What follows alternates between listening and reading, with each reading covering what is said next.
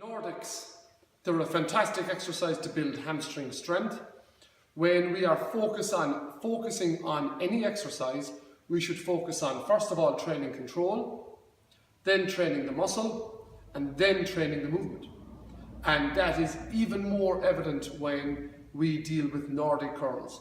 A common mistake that many people make is they go straight to doing full Nordic curls, they don't have the control, they don't have the strength, and they don't get as much as they possibly need to get out of the exercise. When we do the Nordic curls, we want to make sure that we keep our hips forward all the time. We don't have excessive flexion at the hip joint, so we're training control while keeping the full system integrity throughout our body as we drop close to the floor. What I like to do is actually use a band setup, and I have a setup that you don't actually need a partner to help you with when you're doing the exercise.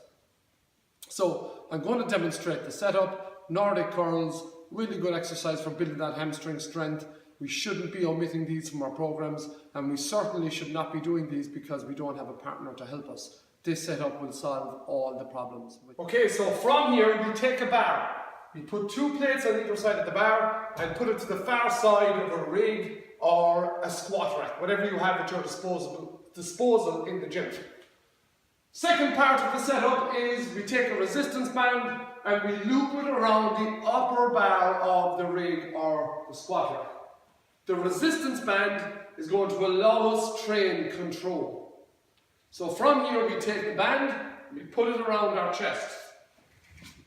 Heels go in behind the bar. So now we have our setup.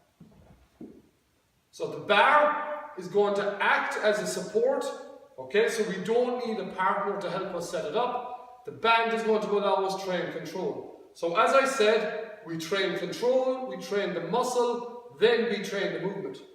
So from here, I want to keep my hips forward at all times.